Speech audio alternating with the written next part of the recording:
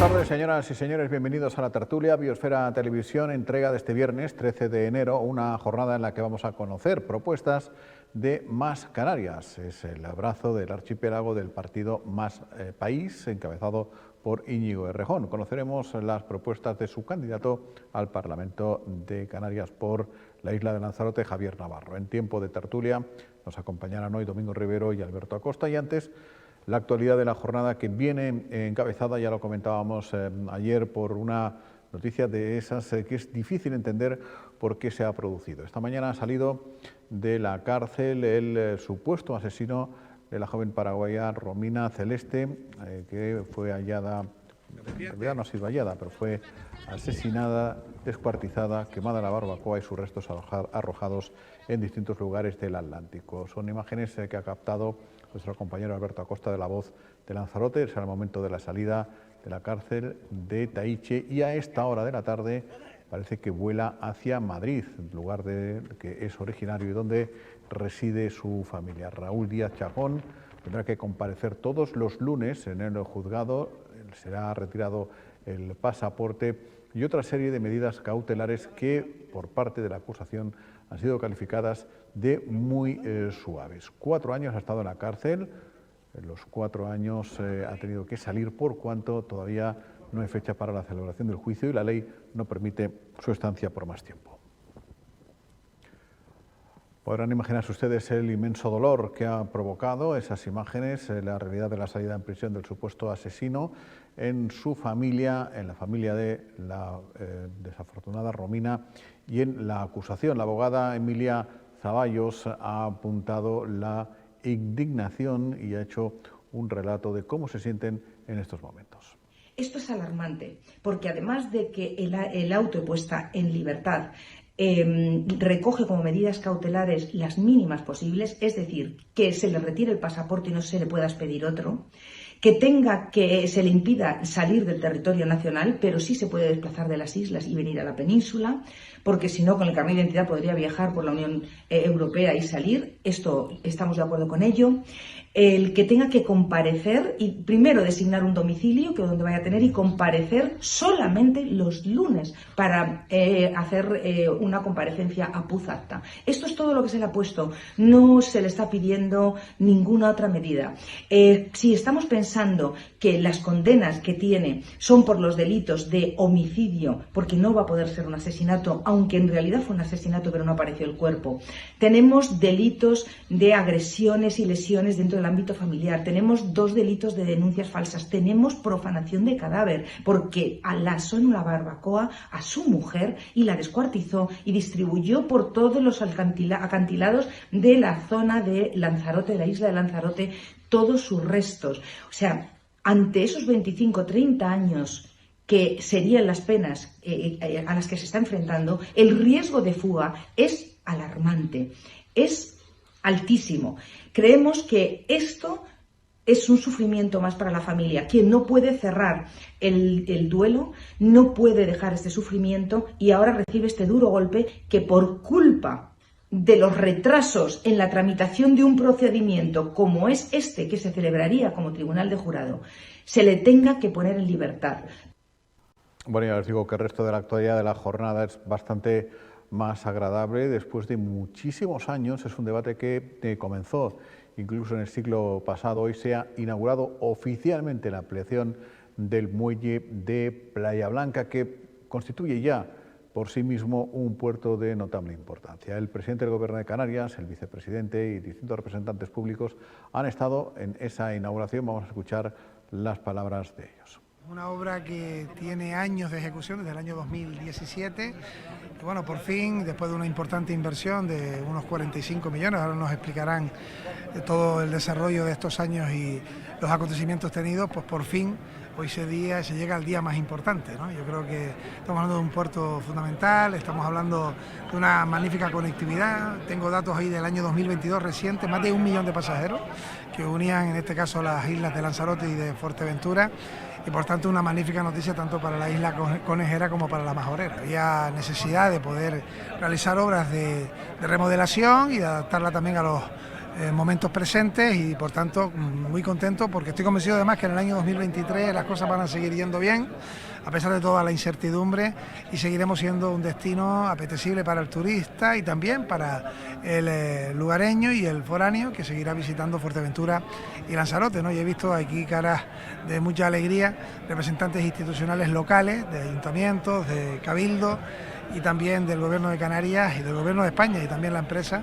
que por fin ponen punto y final a años de trabajo, ¿no? Bueno, un puerto prácticamente nuevo, estratégico para la comarca, para la isla y para Canarias, un esfuerzo del sector público muy importante, 45 millones de euros, 5 años de ejecución y una historia más larga, pero al final ha visto la luz una infraestructura que va a cualificar el destino de Yaiza, el destino Lanzarote y el destino de Canarias, y este tipo de infraestructura son los que nos permiten ser una infraestructura que comunique a las islas entre sí y a las islas con el resto del mundo. Por lo tanto, de enhorabuena ese esfuerzo que hemos hecho de 45 millones de euros, pero yo creo que valió la pena, ¿no? A nivel insular, las reacciones también han estado repletas de esa satisfacción por una obra digna de una isla como Lanzarote, de un lugar naturalmente como el municipio de Yaiza. La presidenta del Cabildo, María Dolores Corujo, y el alcalde de Yaiza valoraban la puesta en marcha de esta infraestructura y luego estamos ya en el tiempo de entrevista. Una ampliación del principal puerto en Canarias desde el punto de vista de la accesibilidad, desde el punto de vista de la sostenibilidad y algo que me parece absolutamente importante destacar, que después de un debate consensuado, sereno, entre las administraciones públicas en Lanzarote, donde el Ayuntamiento de Yaiza fue clave, el Cabildo Insular y el resto de formaciones políticas, decidimos y apostamos por la ampliación de un puerto, como digo, estratégico a todos los niveles. Tengan en cuenta que es 1 millón de visitantes los que vienen a este puerto, que se comparte entre la isla de Fuerteventura y Lanzarote, serían en total 2 millones, si contamos la entrada y la salida, y el 40% de esos visitantes son turistas. Por tanto, este puerto era una absoluta necesidad, una demanda, y de verdad lo digo de forma reiterada, pero histórica, que con la complicidad, con la perseverancia del Cabildo de Lanzarote, del Ayuntamiento y por supuesto del Gobierno de Canarias, hemos sido capaces de ejecutar esta inversión en tiempo y forma. Pues hoy es un día muy importante para Playa Blanca como zona turística, para Yaiza como municipio sureño, pero también para Lanzarote y Canarias, porque se inaugura una ampliación de un puerto de Playa Blanca que era muy importante, que veníamos trabajando y demandando desde hacía años, llevándole un seguimiento con mucho cariño e ilusión, porque entendíamos que era una obra necesaria, es ahora mismo la obra más importante que ha llevado a cabo Puertos Canarios, con una total novedad de modernidad, de sostenibilidad y que ha cubierto los objetivos que pretendíamos, que era darle seguridad a la zona náutico-pesquera de la Cofradía de Pescadores de Playa Blanca, además incrementando los pantalanes, y luego, por otro lado, que las dos navieras, 3 ya con líneas Romero, Armas y Fred Olsen, pudieran trabajar conjuntamente, han incrementado frecuencias y, por supuesto, con un dique y unas condiciones que esperemos y confiemos, y así me lo ha trasladado la parte técnica de Puertos Canarios, que puede darse la posibilidad de atracar cruceros medianos o tipo boutique, o de los que son de 200 metros hacia abajo. Creo que era también algo de los que veníamos reivindicando y que el diseño propio de la obra del puerto también lo permitía.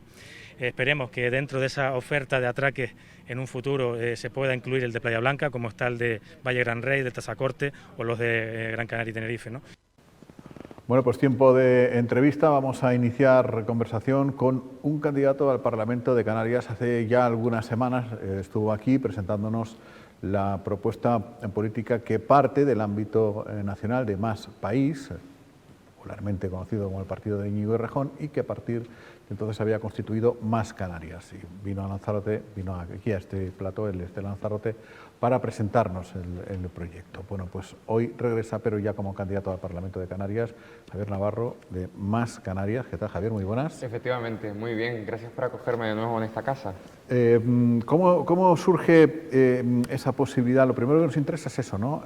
¿Cómo ha sido todo ese proceso desde que viniste para presentar el proyecto Más Canarias, del que eres la cabeza visible, el responsable autonómico, hasta ahora que ya se ha oficializado hace algunas fechas la candidatura al Parlamento de Canarias. ¿Qué ha pasado en todo este tiempo? Bueno, han pasado muchas cosas, ¿no? Porque realmente han pasado meses, pero sí que, a ver, el espíritu de un partido político no deja de ser el de cambiar las cosas. Cambiar las cosas a través de las instituciones.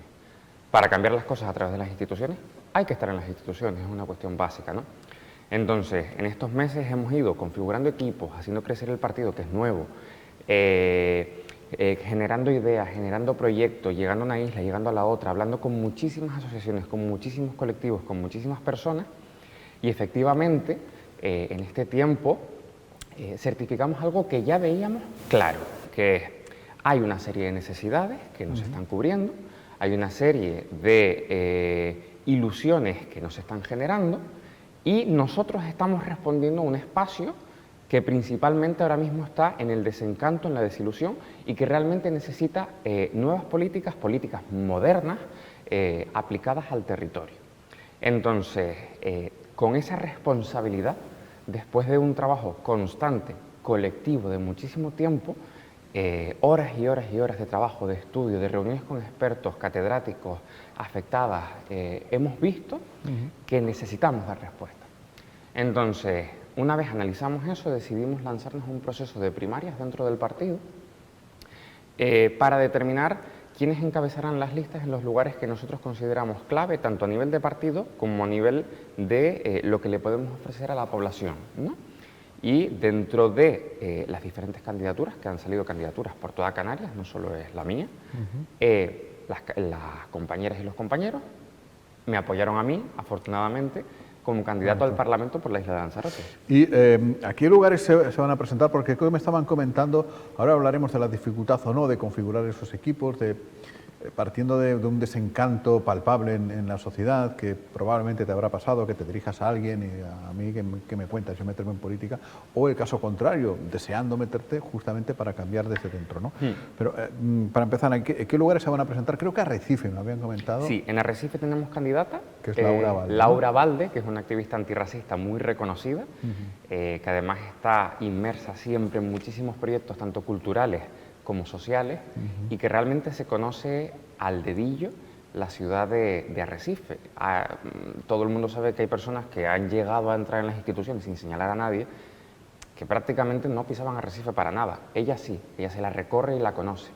Y en Lanzarote tenemos a Laura Valde, también tenemos a personas que participarán en las listas para el Cabildo, todavía sin determinar al 100% cómo será esa Pero lista. la intención es, por tanto, Parlamento, Cabildo. Participar en el Cabildo, centrados especialmente en lo que es el Parlamento, de momento, y en el Ayuntamiento de Arrecife. Eso es donde nos centramos aquí. Más allá de eso, tenemos candidatas, porque además son principalmente mujeres, 7 mujeres por cada 4 hombres que tenemos en las listas. Salió así, porque se apoya a las mujeres en el partido. Tenemos candidata a la lista autonómica, la lista que se vota en toda Canarias, para quien no lo entienda, que es Marta Hernández, una socióloga de 25 años de Gran Canaria. Tenemos a Cristina Castro, que es una experta en derechos de la infancia, que trabaja con menores tutelados y extutelados. En los derechos humanos también es experta, que sería la candidata por Gran Canaria. Tenemos a Paula Aguiar, que es una representante estudiantil de la Universidad de La Laguna, que está completamente integrada en el proceso universitario y en las reclamaciones universitarias. Ayer mismo consiguieron evitar el sacrificio de unas gallinas, que era completamente innecesario.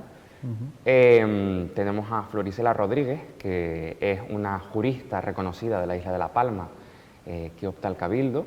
Y luego además tenemos personas dirigidas a algunos ayuntamientos, por decir algunos, el Ayuntamiento de Santa Brígida, el Ayuntamiento de Adeje, el Ayuntamiento de Las Palmas de Gran Canaria. Estamos hablando que en tiempo prácticamente récord, porque tampoco hace tanto que estuviste aquí, que decidieron montar la estructura en Canarias en tiempo absolutamente récord, por tanto han conseguido...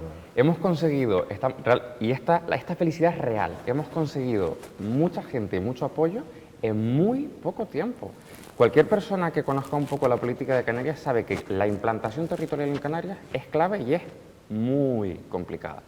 Nosotros y nosotras no hemos llegado al 100% de Canarias, pero hemos llegado a muchos sitios. Hemos llegado a muchos sitios en muy poco tiempo y además con perfiles que no son tonterías, no son perfiles de relleno, sino que son personas de prestigio y que realmente pueden aportar. Eso es un reconocimiento a que realmente estamos generando un espacio que es necesario cubrir, porque al final no debemos olvidar que aquí el espacio más representado en las elecciones, en Canarias y en Lanzarote, se llama la abstención. Claro. Y que en lugares como Arrecife, de hecho, la abstención supera el 50%. Sí. Hay espacios, hay gente que no se siente representada. Ustedes quieren motivar, por tanto, a esa gente. Sí. Ahora hablaremos de qué manera y cómo, pero a la hora de conformar equipos, ¿te has tropezado justamente con esa realidad, con la realidad de decir, es que la política, es que yo no pinto nada, es que todos son iguales, es que no sé cuántos? Hay muchísima gente desencantada con la política, hay muchísima gente que quiere aportar y que incluso por la imagen que tiene la política dicen, yo no me voy a meter ahí porque parece como que ya dejo de ser tan puro o tan pura en mi labor social que hago, ¿no? Es curioso, la percepción claro. Es que en lugar de creer que son las personas las que ensucian la política, creemos que es la política la que ensucia a las personas. Claro. Es curioso, ¿no? Y lo que tenemos que hacer es meter a personas que limpien la política y que limpien las instituciones. Personas que sepamos que tienen esa capacidad. Eso también es una labor de los partidos de saber elegir y saber determinar y saber apoyar en los procesos democráticos internos a las personas que más van a aportar a la sociedad. Porque al final los partidos no dejamos de ser una herramienta que estructura la participación democrática de la población. Somos una herramienta de una parte de la población. Si nosotros asumimos nuestro papel y no que somos una herramienta para nuestro propio beneficio, es cuando realmente podemos cambiar la manera de hacer las cosas. Entonces, con esta perspectiva hay mucha gente que se ha animado, con la perspectiva de nosotros no vamos a tirar para nuestro beneficio propio, sino que vamos a ser la herramienta que dé voz a quien lo necesite y que cambie las necesidades que hasta ahora no se están cumpliendo. Es decir, estamos aplicando políticas, en algunos casos, de hace 40, 50, 60 años. Mismamente, el sistema de acogida. El sistema de acogida en Canarias es el mismo que había con el franquismo. No se ha cambiado prácticamente. Ha habido pequeños parches legislativos, pero el sistema sigue siendo el mismo. Y por eso, año tras año, hay problemas. Y por eso hay falta de instalaciones, hay falta de previsión. Es decir, y por eso nos desbordamos. ¿Por qué? Porque tenemos un sistema que no está preparado. Pero igual que digo del sistema de acogida, lo digo también del sistema de transporte. Nosotros estamos intentando traer más alternativas de transporte, sin perjuicio de ninguna de ellas, sino trayendo más. Por ejemplo, queremos traer un tranvía que sea efectivo de Costa Teguise a Puerto del Carmen, en Lanzarote. ¿Por qué? Porque el tranvía es, después de la guagua, el medio de transporte más barato de implantar, después de la guagua. Pero es que ese eje no solo es que aglutine más del 60% de la población de Lanzarote, sino que es uno de los ejes turísticos más importantes de toda España. Y a nadie se le escapa la cantidad de atascos que se dan continuamente en el eje que va desde Puerto del Carmen, Arrecife, Playa Honda, Costa Teguise. Es decir, sabemos la cantidad de tráfico que hay. Más alternativas, nuevas políticas. Estamos en el 2023, hace falta algo que cambie un poco. Sabemos que hay una emergencia climática, sabemos que no estamos en la España de blanco y negro. Traigamos el color, traigamos las nuevas opciones. Y eso pasa por sentarse y por salir del marco que tenemos hasta ahora. Y por tener voluntad y ganas. Y en eso estamos. Por ser ambiciosos y por romper barreras que tengan que ver con el territorio y demás, ¿no? La bandera de Más País, de Más Canarias, por tanto, en este caso, ¿cuál sería? ¿Cuál es el epicentro de sus políticas? Obviamente, pues las personas, naturalmente, ¿no? Pero, ¿cómo y de qué manera has citado pues alternativas de transporte limpio, sostenible? Has citado temas que tienen que ver, bueno, pues con los derechos sociales, ¿no?, de las personas. Tenemos muchas banderas, pero desde luego a nosotros, centrándonos en las personas y bajando a lo cotidiano, empezamos a aplicar las políticas. Es decir, vamos a qué es lo que más va a cambiar cuando yo salga de casa, ¿no? Y mientras esté en casa. Entre otras cuestiones, está la del transporte, las ciudades limpias, asequibles, pero por ejemplo está la salud mental. A nadie se le escapa que si no llega a ser por la presión que hizo Más País en el Congreso, el teléfono contra el suicidio no se hubiese aplicado. Y es decir, y nosotros cuando fuimos a una negociación de presupuestos y necesitaron nuestro voto, nosotros dijimos, no van a tener nuestro voto hasta que no tengamos una atención decente, que hasta ese momento estaban llevando asociaciones de manera voluntaria, con profesionales y con suficientes medios para atender a las personas que se quieren quitar la vida. Igual que dijimos, no nos vamos a levantar de ahí hasta que no tengamos mayores fondos para la transición ecológica, para el autoconsumo. ¿Por qué? Porque estamos en un mundo que cada vez está más sucio, tenemos una emergencia climática, cada vez tenemos menos invierno, tenemos dependencia del gas ruso, se nos va dinero, miles y miles de millones que se nos van en la dependencia económica por no querer ser o por no aplicar con la suficiente voluntad preceptos de sostenibilidad. Entonces, los ejes verdes, los ejes de la salud mental, el eje feminista, el eje de los cuidados y de cuidar a las personas que cuidan y de reconocerles su labor, que no lleguen las personas que se parten el lomo por cuidar o por limpiar o por estar en los apartamentos a los 50 años con artrosis sin poder moverse y le digan, bueno, tu trabajo es el mismo que quien está en una oficina, o si no has cotizado tu trabajo es ninguno y por tanto no tienes nada. No. ¿Por qué? Porque entendemos que nuestra sociedad se cimenta sobre el esfuerzo de muchísimas personas que no se les reconoce y sobre todo de muchísimas mujeres que tampoco se les reconoce. Cuando se calcula ¿qué peso tienen los cuidados en la riqueza nacional? Se ha llegado a estimar que si destinásemos, si pagásemos los cuidados, todos los cuidados que se dan de manera gratuita, principalmente por mujeres y en algunos casos por los hombres, pero principalmente por mujeres, hablaríamos del 40% de la riqueza nacional. Es decir, tenemos un 40% de riqueza que nos está saliendo gratis y que no estamos reconociendo. Y si los cuidadores, cuidadoras, en la inmensa mayoría, como bien dices, se pudieran incorporar al mercado laboral con absoluta naturalidad, ¿no? Probablemente se produciría mucho más, ¿no? Y a la inversa. Si no existieran cuidadores y los hombres o mujeres que están en el mercado laboral tuvieran que regresar a su hogar para hacerse cargo de las personas, caeríamos en picado todavía más. Efectivamente.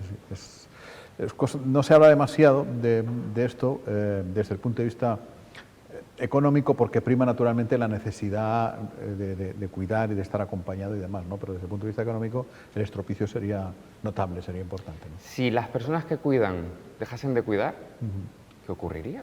Sí, sí. Es decir, solo tenemos que pensar un poquito para encontrar personas dependientes, personas que necesitan cuidados, personas que ejercen cuidados y personas infrarremuneradas o infrarreconocidas que ejercen los cuidados. Y no solo los cuidados del hogar, es decir, las labores. Yo siempre me acuerdo de las camareras de piso de Lanzarote. Es decir, yo mismo he trabajado en hoteles con contratos muy precarios y aún así eran contratos que eran mejores que los de mis compañeras mujeres. ¿Por qué?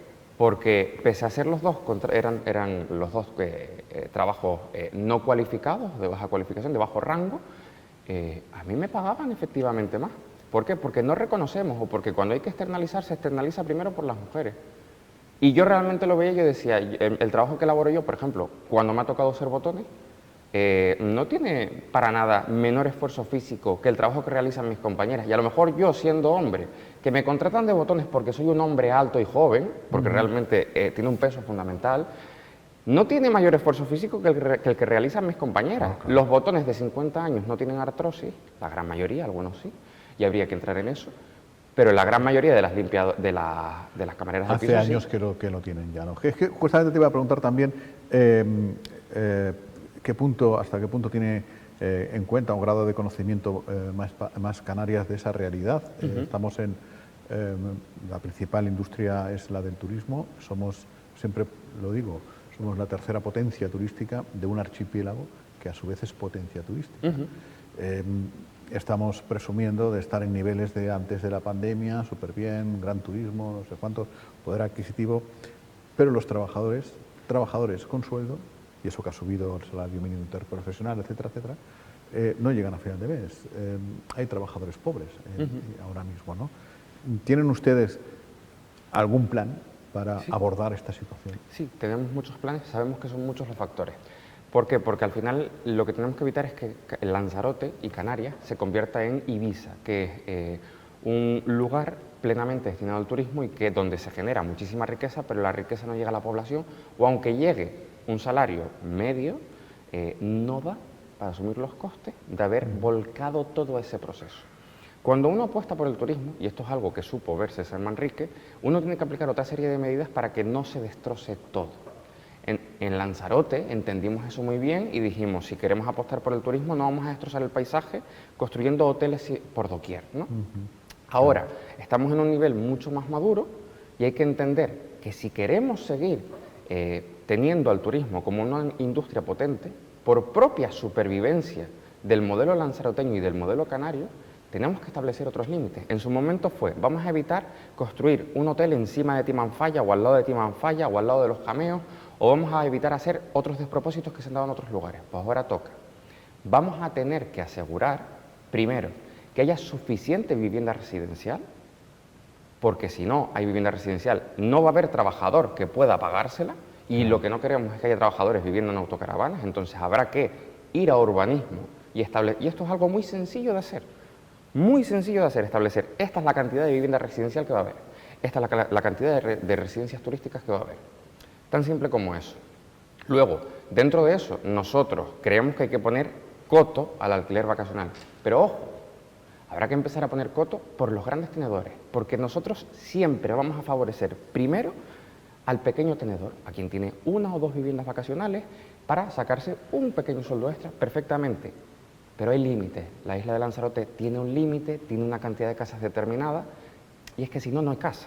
Entonces, como si no hay casa, vamos a intentar sacar del mercado turístico para incluir al mercado residencial, es decir, va a seguir en el mercado de vivienda, pero al mercado residencial, parte de esa vivienda turística. Es decir, vamos a aumentarlo, evidentemente, dentro del derecho a cada uno a intentar sacar su economía como considere, pero beneficiando primero a quien tenga poco y luego intentando sacar de la parte turística a la residencial. Y segundo, hay que impulsar de manera definitiva la vivienda pública y el alquiler público.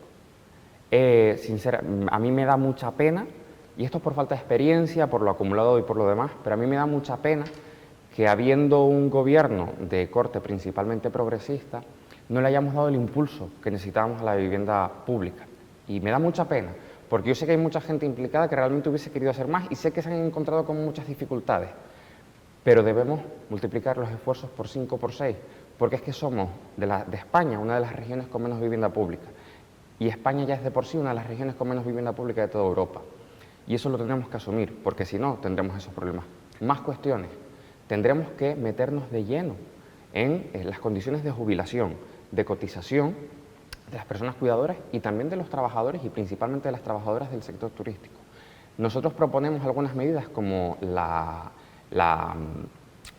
mochila para las Kelly, es una política que desarrollamos en Más Canarias, que es una cotización reforzada que pagaría el empleador un refuerzo del 10% que serviría para que la persona que ha trabajado en el sector turístico, que se podría extender a otros trabajos dificultosos, ¿no? Pero empezando por las Kelly, que ha trabajado ahí, pues a lo mejor llegue su edad de jubilación y decida, me voy a jubilar 2 años antes que tengo acumulados en esta mochila. Claro. O voy a aplicar esta cotización extra para que mi base de cotización sea mayor y por tanto tenga una pensión digna, porque le he podido aumentar. Porque claro, si te jubilas antes de la edad que te toca, habiendo cotizado, te quitan el 2% claro, entonces lo que trimestral, creo recordar, claro, ¿no? El 8% anual. Sí. Entonces aplicamos una mochila, que es una bolsa acumulada, a base del empleador, pequeñita, del 10%, perfectamente asumible, más teniendo en cuenta que en más de una ocasión el mercado canario turístico ha sido el más rentable a nivel mundial, según la Organización Mundial del Turismo, y es una cotización pequeña, pero que permitiría a lo mejor hacer una jubilación de 2 años anticipada, o permitiría aumentar en 100 euros la pensión a percibir, o podría utilizarse pues como se considere, es decir, o para personas que han tenido una jornada más pequeña. Es claro. Bueno, pues algunas de las muchas propuestas que Más Canarias va a proponer en las próximas elecciones, y que en este caso defiende Javier Navarro, candidato al Parlamento, al que bueno, pues tendremos el gusto de recibirte en el futuro para seguir hablando de estas propuestas. De aquí a mayo, yo siempre digo lo mismo, son 2 velocidades. Para nosotros todavía queda bastante, pero para los candidatos y para los partidos políticos queda muy poquito tiempo ya. Apenas quedan fechas. Javier, muchas gracias. Muchísimas gracias. Mucha suerte. Hasta la siguiente. Como a todos. Nada, hacemos un mínimo alto en el camino. Recibimos a Domingo Rivero, a Alberto Acosta, y estamos ya en tiempo de tertulia retomando la actualidad de este día que viene, como ya han visto ustedes al principio, un tanto gris.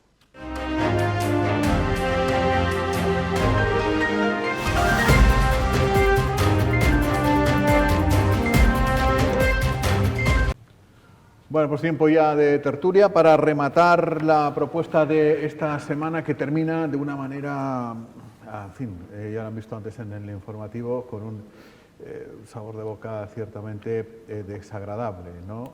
Con la salida de prisión del supuesto asesino de su esposa, de Romina Celeste, Raúl Díaz Chacón. Bueno, vamos a saludar a quien nos acompaña en la tertulia, Domingo Rivero, que viene del Magazine. ¿Qué tal, Domingo? Muy buenas. Hola, ¿qué tal? Y Alberto Acosta, que viene directamente de la destiladera de Radio Lanzarote, y que esta mañana ha estado, ahora lo vamos a ver, a los pies, a las puertas de Taiche, esperando la salida de este sujeto, ¿no? Que ya está en libertad, y vayan a saber dónde estará a esta hora de la tarde. Alberto Acosta, ¿qué tal, Alberto? Muy buenas. Muy buenas tardes. Supongo que esa es una sensación, en fin, muy, pese a que obviamente somos profesionales y nos enfrentamos a veces a este tipo de cosas, pero se te queda un mal cuerpo impresionante, ¿no? Había un preso en la puerta de Taiche hoy que estaba saliendo porque le tocaba un chico por tráfico de hachís, o sea, de drogas blandas, y estaba allí y nos estaba contando la vida de este señor que ha estado trabajando no, destinado en cocinas dentro de la cárcel, y en la cárcel le llamaban el barbacoa. O sea, para que se hagan una idea de lo asqueroso que es la mañana que hoy hemos tenido, ¿no? Sí, sí, o sea, sí. El cachitos o el barbacoa le llamaban. El cachitos o el barbacoa. Eso... Estamos viendo este vídeo, lo has grabado tú personalmente, ese es el tipo, ¿no? Raúl Díaz Chacón, en el momento de salir, La persona, si volvemos a ver el vídeo después, me gustaría decir un par de cosas, porque hay datos que voy a complementar en esta... Él lo recoge un tipo alto, fornido, y con camisa de cuadros y con gorra, ¿no? Ese es Policía Nacional. Es Policía Nacional. Ese es un familiar suyo que es Policía Nacional. Es un agente de la policía. Ese que estamos viendo ahí. Ese es, que estuvo de lo más macarra, un verdadero impresentable. Se le ve la cara de policía chusquero, ¿no? La cara no, me refiero a la pinta. El tipo empuja a varios periodistas, ahí no se oye el audio, pero se dedica a empujar a periodistas, a cámaras, a fotógrafos y a todo, mientras el carnicero está caminando. Este es el primo, ¿ves? Y hay un momento determinado en donde incluso le pisa a uno de los fotógrafos, y la verdad que es muy desagradable todo. El tipo... Este hombre que estamos viendo ahí con se espera que vaya hoy a Madrid. El arito en la izquierda, en el lóbulo izquierdo. Se comportó como si fuera el guardaespaldas del carnicero. Así, no fue un familiar que vino a buscar al carnicero, sino el guardaespaldas del carnicero. Eso, así se comportó este personaje lamentable que estamos viendo ahí, empujando a todo el mundo, y como si fuera un guardaespaldas, como si este señor fuera una estrella del rock and roll, ¿sabes? Hay que decir que se supone que es este Mingo el hombre que lo delató, el hombre que recibió la llamada de este sujeto, el supuesto asesino, diciéndole, oye, creo recordar, me he encontrado a mi mujer muerta, ¿qué hago, no? O algo así, ¿no? Sí, básicamente ya él estaba acorralado, ya porque ya en la Guardia Civil ya él fue la primera denuncia, que por cierto también se le acusa de denuncia falsa. Empezó a contar unas historias y cada vez estaba cada vez más acorralado, y yo creo que fue una de las estrategias ya también que se hizo un poco de denunciar, porque estaba claro que era un policía. Y si le dices algo, el policía lo primero que hizo fue, evidentemente, decir... Fue su obligación, obviamente. Claro, fue su obligación, porque si no también le hubiese caído un paquete al policía. No es lo mismo que lo haga yo, que un ciudadano, que lo haga un policía. Que pero ya bueno, un ciudadano tiene deber, claro, pero bueno, ya el policía tiene que meterte en la cárcel. Claro, pero bueno, que básicamente era una estrategia, yo creo que al final, porque totalmente de acuerdo está contigo. Claro que él empezó a mentir, siempre estaba mintiendo en la reconstrucción de los hechos. Una vez decía una cosa, después decía otra. Cuando lo de tirar el cadáver, recordemos que en los hervideros, que después sí lo había tirado también, que ahí sí fue, que es donde se encontró el trocito de pulmón por la zona de las cucharas, pero lo había tirado. Es decir, él estuvo mintiendo, siempre ha estado mintiendo. Claro, cada vez se le iba acorralando más. Afortunadamente, por lo menos lo del trozo del pulmón se encontró, porque hay que recordar que si no se hubiese encontrado nada del cadáver, y no es lo mismo encontrar un trozo del pulmón, que es un órgano vital, a encontrar un trocito de dedo. Un trocito de dedo puede decir ha desaparecido ella, ha huido. En cambio, el cacho interno no había caído en eso. Eso es una de las piezas claves. Claro, de hecho, muy bien aportado por tu parte, Domingo. Se le acusa de homicidio y no se le acusa de asesinato porque no apareció el cadáver. No apareció el cadáver, exactamente. Es decir, que... No, pero me parece curioso. Un dedo te lo puedes cortar, claro, un cacho pulmón no sale solo. No sale solo, es un órgano vital. Eso fue una de las cosas claves. Sí, recordemos que... Es interesante lo que aporta. Recordemos que al principio, para que vean a veces lo de la justicia, lo del secreto de sumario. Se había dicho del secreto de sumario, y en este caso, gracias a que se saltó un poquito el secreto de sumario, se pudo encontrar ese trozo de pulmón, porque empezaron a decir que había descuartizado el cadáver y lo había arrojado al mar. Esa fue una clave fundamental para que en la playa de las Cucharas, limpiándola, cogieron basura y la tiraron a un contenedor. Al poco tiempo, cuando los vigilantes de la playa, los que lo cuidan, oyeron eso y dijeron, oye, a ver si es verdad que lo que nosotros encontramos hace unos días en la playa, que era una cosa rara, puede ser ese trozo de cadáver. Y gracias a eso se llamó a la Guardia Civil. Y el contenedor no se limpió en su día. Y ese contenedor, no, porque no era un contenedor de basura, era un contenedor de restos. Entonces, sí, una bandeja de esas. Una bandeja. Y gracias a eso, es decir, a veces la policía o los juzgados, no, es mejor el secreto de sumario. No siempre es bueno el secreto de sumario. Es mejor en casos de corrupción y estas cosas. Claro. En estos, cuanto más colaboración... Yo estoy de acuerdo contigo. En esto, cuanto más colaboración, por cierto, se espera que este señor cambie la residencia y se marche a Madrid. Que es donde tiene su familia. Que es donde tiene su familia, en un pueblo. Y se espera que coja hoy mismo el vuelo de avión hacia Madrid. Digo datos porque la tertulia la estamos emitiendo a esta hora y el vuelo de Madrid a las 2, o sea que puede haber un retraso. Puede estar volando ya. Puede estar volando ya o a punto de embarcar para enviarnos. Así que sepan que el plan de vuelo entre comillas, viene el primo Macarra, que se dedica a empujar a la gente, ¿vale? Que es Policía Nacional, que me parece, sinceramente, una vergüenza que un Policía Nacional esté escoltando a un carnicero, por muy carnicero de seres humanos, por muy primo tuyo que sea. Por cierto, evidentemente el oficio de carnicero es una maravilla y todos estamos encantados. Faltaría más. De hecho, yo tengo mi amigo carnicero que me saca la mejor carne del mundo. Prefiero un carnicero de seres humanos que aparezca el primo Policía Nacional empujando a periodistas. Me parece de vergüenza. Me parecía un rockstar este carnicero y el sinvergüenza del primo que se dedicaba a empujar a la gente, ¿no? Sí, que es verdad que hay profesiones que son absolutamente dignas y luego tienen su parte, digamos, que utilizamos a veces, ¿no? La de carnicero, la de payaso. De todas formas, estamos hablando que yo creo que lo que... Y va a ir a vivir, y esto es una cosa que yo a mí me gustaría saber, porque va a ir a vivir a Madrid, y en Madrid es un pueblo. O sea, esta gente no es de Madrid capital, o sea, no es de Carabanchel, un barrio de Madrid, no es de... No, es de un pequeño pueblo a las afueras de Madrid. Yeah. Y a mí me gustaría saber qué vida va a tener el carnicero donde lo conoce todo el mundo. Antes lo hablábamos con Domingo. ¿Qué sucede en este tipo de cosas? ¿Quién lo va a recibir? ¿Quién lo va a acoger? Si yo fuera padre, tío, primo, de un tipo de estas características, sobre todo padre, ¿no? Yo repudiado, vamos. Claro. En este caso, las familias fueron los primeros, estamos hablando... La familia está con él, ¿eh? Sí, es familia que además es pudiente, que tiene recursos, y desde el primer momento buscaron los mejores abogados para... No, la familia está con él. Podremos entender también, tampoco ahora no vamos a criminalizar unos padres o unas madres, porque ellos no han sido... No, tampoco ha hecho gran cosa este hombre, descuartizado una tía, la ha tirado por ahí. Pero de todas formas, yo creo que tenemos que analizar por qué este hombre está en la calle hoy sin haberse celebrado. Esa es la siguiente. Es decir, él evidentemente es un presunto asesino, bueno, presunto homicida. Yo ya, Domingo, con lo que él ya ha testificado. Sí, pero que tú ves a tu digo mujer, legalmente. Pero ya con lo que él ha testificado, que tú ves a tu mujer allí tirada, que te puede pasar, Dios quiera que es una tragedia, ¿no? Llegar a tu casa y encontrarte a tu mujer o a tu marido, a tu hija, al primo, lo que sea, muerto en tu casa. Y que lo que a ti se te ocurre es, ahora lo descuartizo y lo meto en la barbacoa y lo tiro por toda la isla y entre ellos en el mar.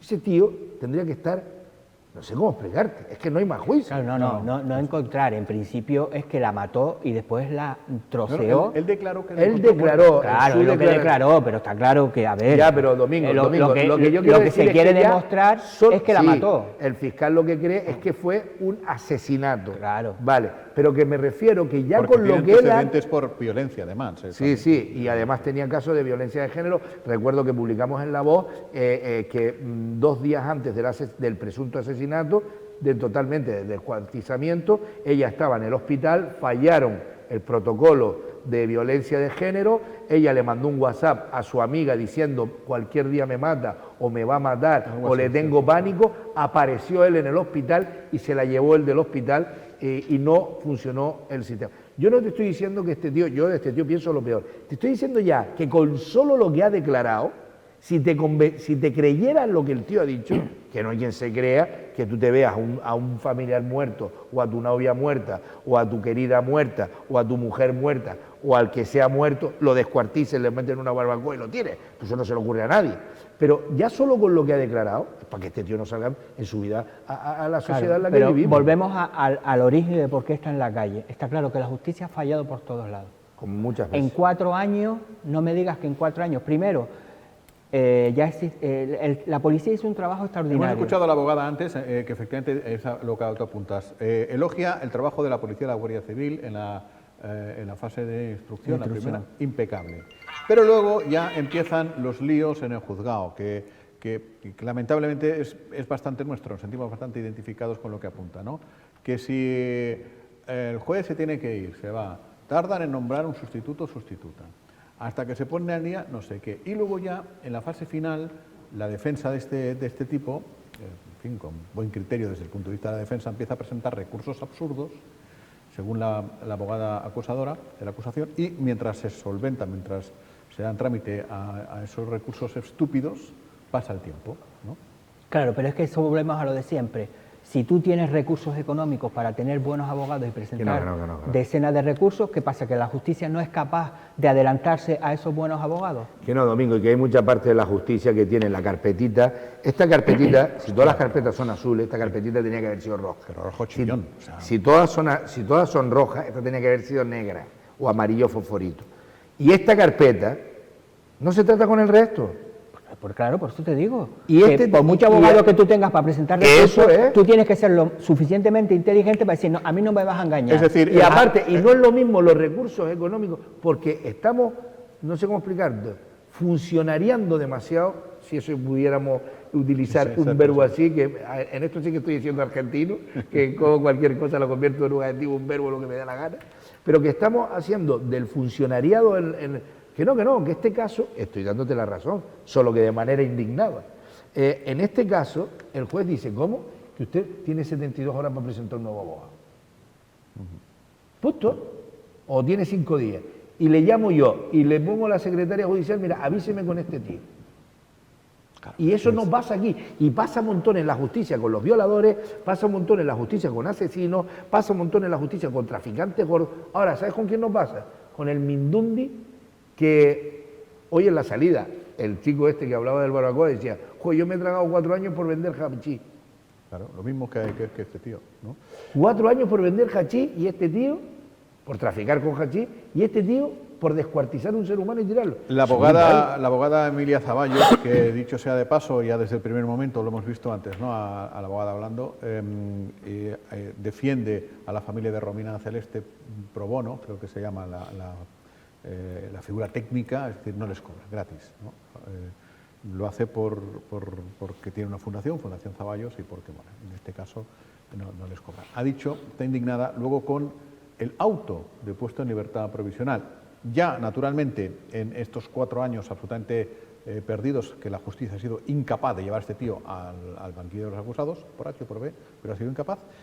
Y al mismo tiempo del auto de su puesta en libertad que le da las cautelares mínimas. Vete cada lunes al juzgado, te quito el pasaporte, no te puedes sacar uno nuevo, pero el DNI te lo mantengo, es decir, si te quieres ir a Francia, te puedes ir a Francia tranquilamente, porque con un DNI te puedes estar. Entonces dice que el riesgo de fuga es altísimo, alarmante, ha dicho, ¿no? En función de lo que ha hecho y con la libertad que ahora va a tener de ir al juzgado cada lunes. Va a ser el lunes a las 9 de la mañana al juzgado y a las 9:30 Pues por ejemplo, no le podrían dejar salir de te la puedes isla. ir a Lisboa. A mí ya me parece gravísimo. Y de Lisboa te puedes ir, vete a saber tú dónde. Claro. No, es que aterrizando en Madrid hoy, Adiós, muy buenas. adiós muy buena. Adiós, muy O sea, que tú para llegar a Suecia no necesitas ningún pasaporte. No, por eso te digo, con el DNI que no se lo han retirado, ¿no? Claro. Pues para arriba. Entonces hay indignadísima y me parece a mí que con razón. Claro, es que estamos hablando además, yo creo que en Lanzarote, mira que ha habido crímenes, antes estábamos precisamente recordando, hubo otro también muy macabro, que fue... Creo que este es el segundo más salvaje que he el visto macabro en fue en Lanzarote. Tinajo, una Tinajo, niña disminuida psíquica, creo Sí, que creo era, ¿no? recordar, Con esos problemas, y solo aparecieron unos huesos de... Aquella una fue grieta, en en una grieta. No, principio- fueron unos muros. Sí, Dice estaban también, al principio también fue, en teoría, asesinada, en teoría, porque tampoco se pudo demostrar que si se murió de causas naturales o fue asesinada, pero bueno, lo que sí fue es que se quemaron sus restos, se enterraron, se desenterraron y se guardaron en un lado. Es decir, y sabemos de la vida triste, dura, triste y desagradable vida y todos los adjetivos que podamos poner de qué tuvo esa niña. De hecho, mucha gente que al final es lo que pasa en la sociedad, la recordaban por la calle mal vestida, tirada, nadie fue capaz de ir a servicios sociales, No, y en nadie fue Tinajo, capaz de ir a un ayuntamiento, nadie fue... Una es decir, profesora a La Voz de Lanzarote dijo que los dos hermanos, porque uno de los hermanos está vivo porque se fugó de aquella casa. y fue el hermano el que al no gracias- saber nada de ella, No, fue destapó más el caso. fuerte. Fue que en el País Vasco, porque Por las herencias, ¿no? si se muere una tía de ellos, la abuela, y le deja una herencia, y entonces él va a buscar A la hermana para compartirla. O sea, se podía haber quedado con la herencia él solo, ¿no? Tampoco son millones de euros, No, ya, pero sí, sí. por lo que le da más valor, Jaime. Siendo la hermana, pues Escucha. presentando una cierta discapacidad, como presentaba, Claro, ¿no? y le da más valor. Mucho más Cuando- valor humano al chaval, ¿no? Claro, cuando son 10 millones de euros, más fácil compartir 5, Claro. que cuando son 150.000 euros, compartir 75. No tiene nada que ver, ¿eh? En la vida es así. O sea, le da bastante más valor a eso. ¿Por qué lo digo? Entonces, cuando tocan la casa, se encuentra esta señora, que era una maltratadora, que le dijo que lo mismo que el golfo este, que la niña se había ido con uno a Fuerteventura, un novio, se contó una película. A este señor le llamamos en Radio Lanzarote, recuerdo además la profesional que ahora trabaja en el Cabildo, que es Yolanda Telles, que era periodista nuestra en aquel momento, con el micrófono abierto y el sinvergüenza este, diciendo prácticamente que esta era una pilingui y que se había marchado por ahí y que ya parecería que por qué estábamos Que no era la montando- primera vez, ¿no? que por qué estábamos montando este número. Sí, sí. Pero las circunstancias, desde luego, los dos crímenes son horribles, execrables. Efectivamente, el de la peor, Claro, al familia final es- en el otro el caso... del otro no, es peor, se porque murió, son maltratos se de- murió el padre, de no 15 se años. pudo... Pero hay que contextualizar también la realidad social en cada uno de ellos. En el caso de Tinajo estamos hablando de un ambiente como si Familia lo Pascual definiéramos Duarte. como La España de los años 60. Sí, la España, ¿cómo le llaman Familia esto? La Pascual Duarte. profunda, el Lanzarote profundo, por decirlo, una expresión que entendemos todos. Sin recursos ¿verdad? económicos. Sin embargo, de este tipo estamos hablando de un funcionario, creo que era funcionario. de Red No, no, Eléctrica trabajaba en Española. Endesa. Endesa, ¿no? De 3.500 a 4.000 Claro, euros al mes. Ingeniero, Un ingeniero de Endesa, o sea, no el que va a, en fin, educado. educado, de una familia bien, no sé cuántos, son, digamos, contextos. En ese sentido, distintos, ¿no? Jaime, es mucho más sórdido el otro, porque tuvo decenas de años de maltrato psicológico y físico a dos niños, y en el sentido tuyo es mucho más grave este. Absolutamente. Porque es una persona que tiene recursos económicos, que se lía con esta chica, que además los ve físicamente y los ve cómo actuaba, y se ve que, por lo visto, es que le pegó el día de su boda. Sí, sí. No, yo Es que entonces, claro, ves a este fulano Es y dice, algo- mucho menos, nada es excusable, pero mucho más inexcusable, si me permite. Pero es más, Después claro. después de Mal ases- nacido. presuntamente, porque vamos a poner, de matar a su pareja, se fue a un puticlub. Es decir, para que veamos Bueno, el nivel la de mentalidad. en la mañana y del al- 1 de enero, ¿no? Fue, pues, se fue y, de hecho, una de las chicas con las que estuvo declaró precisamente que le vio, que al final se tuvo que ir a Valencia a la policía a coger, porque son mujeres que podían, ahora mismo a lo mejor no se sabe ni dónde está, y entonces pudieron ir a Valencia y cogerle una declaración delante de los abogados, que esa declaración ya sirve para el juicio, porque si no hubiese desaparecido y nadie sabe dónde podía estar Es muy fuerte lo en del estos Timar, momentos.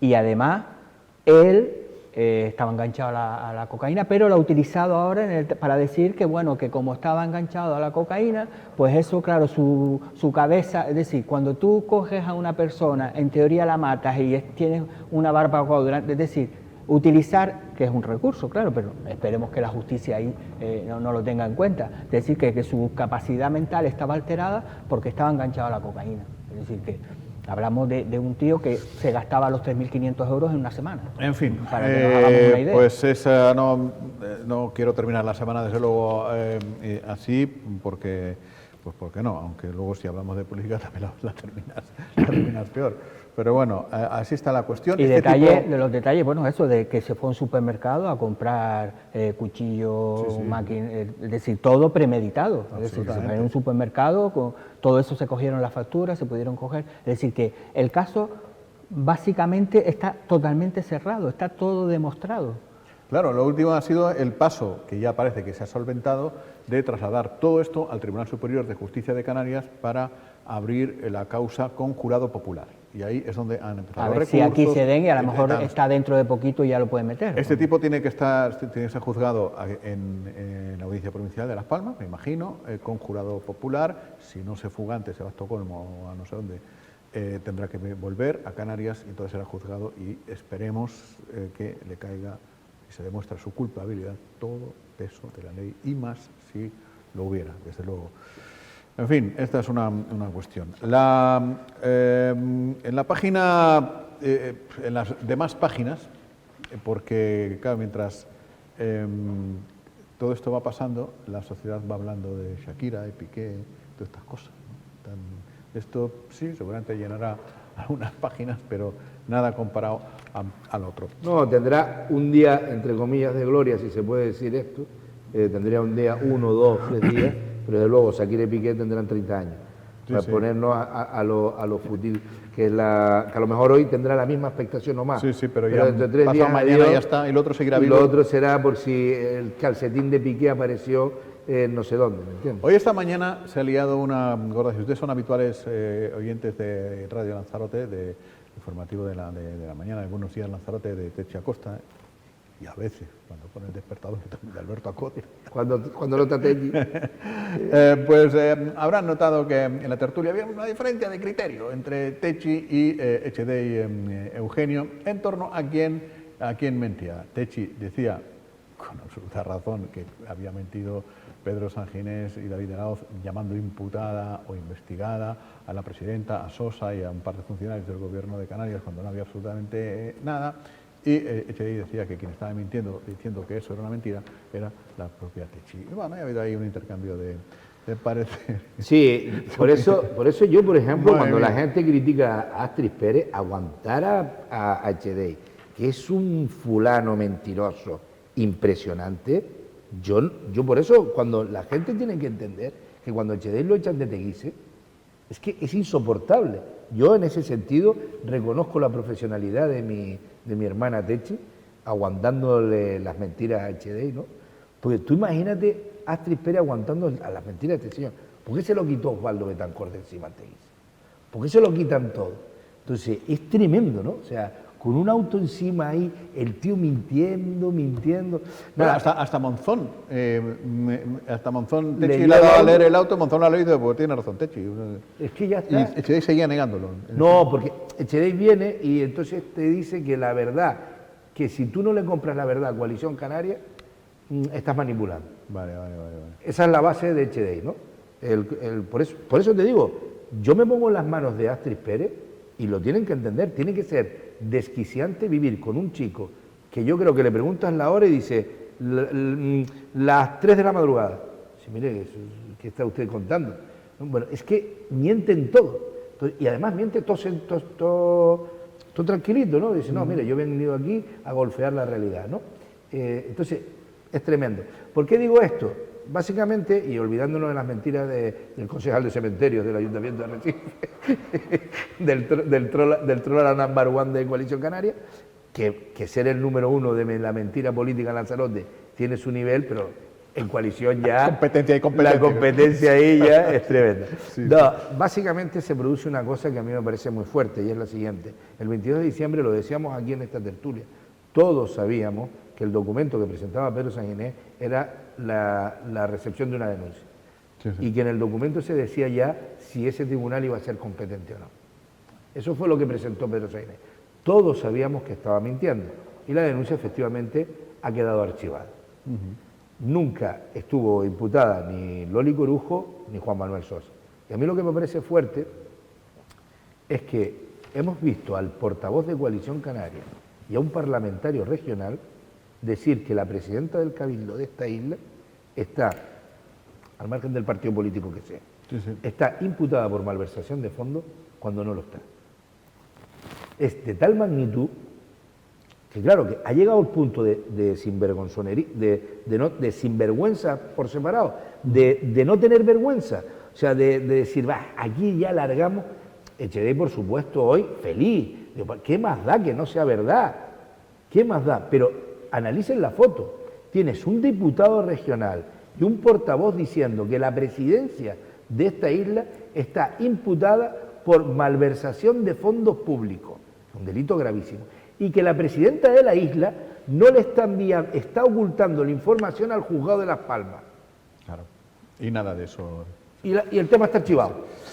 Claro, decía Alberto, la difícil convivencia, digamos, entre Astrid Pérez y Echedey Eugenio, por utilizar un lenguaje suave, pero esta semana se ha hablado mucho de eso, de la convivencia entre... Bueno, esta semana se ha hablado, pero es que basado en hechos reales de las semanas anteriores, porque es que la convivencia entre Coalición Canaria y el PP en Arrecife... Pero yo creo que están obligados a mal convivir.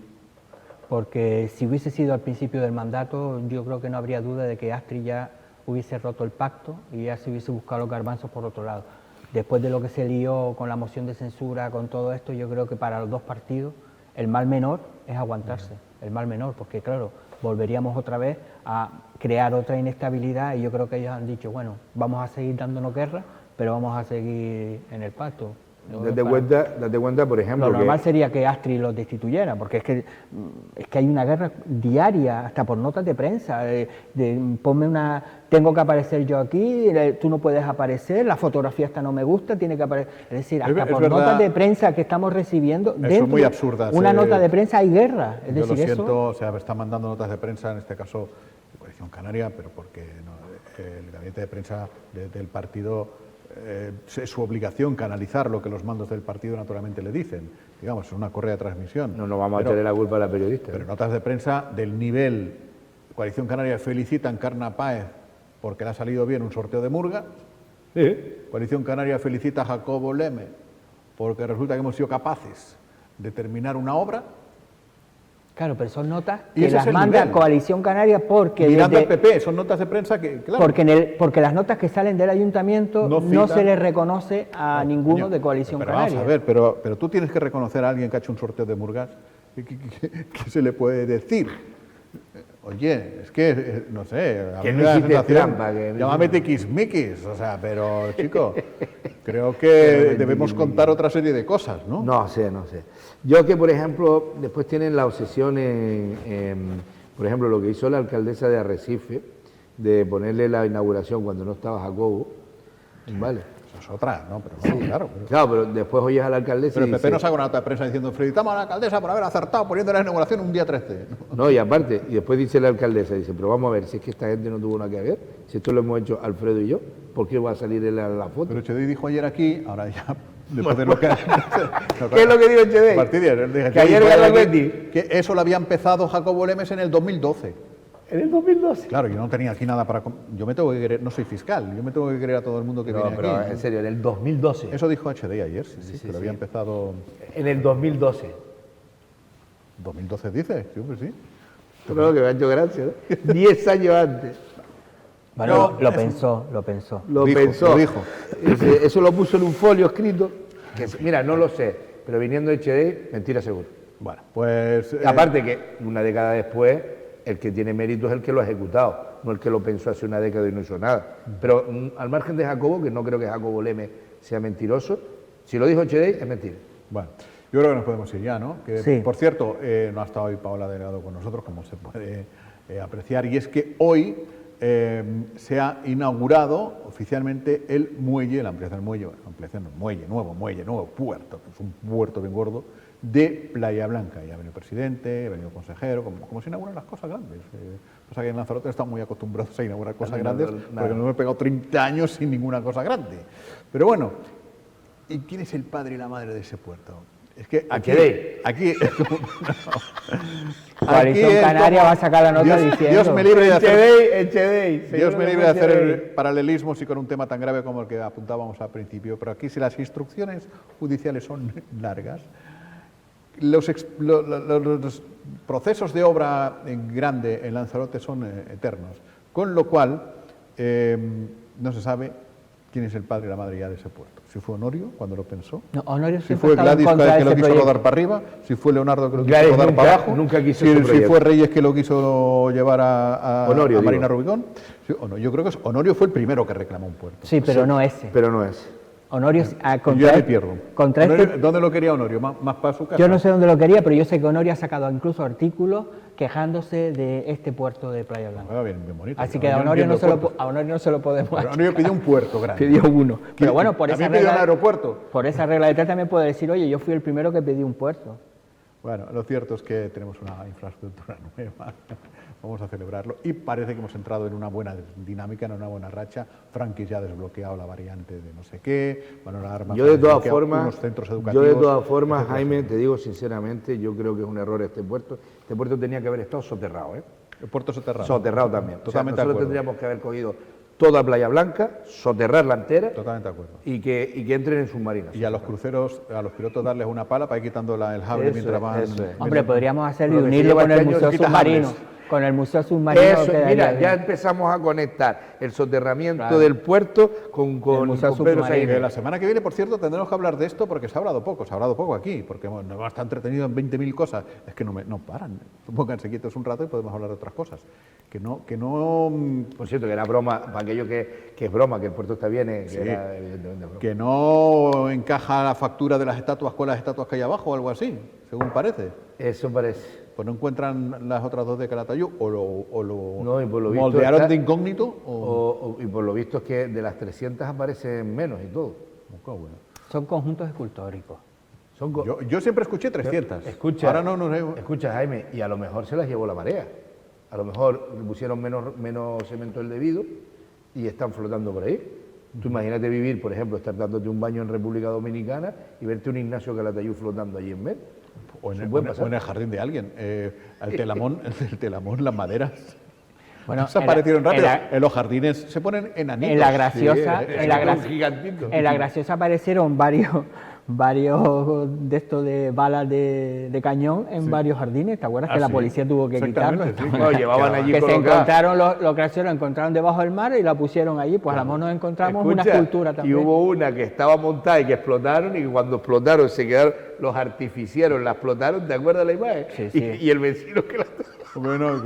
No, esa estaba en un noray, que era peor todavía. En un noray. Buenísimo. Menos mal que no se le ocurrió a cerrar el obús por medio para meter. ¡Ay, me toma el obús! Bueno, ya está. Así es bastante mejor irnos hablando de la realidad, pero un poco distendido. Con lo primero es imposible, desde luego, abstraerse de la gravedad y la indignación y de ese nudito que se te queda en el estómago. Oye, pasa un buen fin de semana y el lunes, ¿quieres te vienes otra vez? Sí. El lunes nos viene a ver, por cierto, la alcaldesa de tu pueblo de Alma. De Arrecife, de Aria. Ahí estamos. Claro, sí, Belia. Buena amiga además, mía, de la adolescencia. Pues vendrá Belia para acá. Que hasta el lunes entonces, bueno, hasta el viernes, pero el lunes estás por aquí. Estaremos por aquí.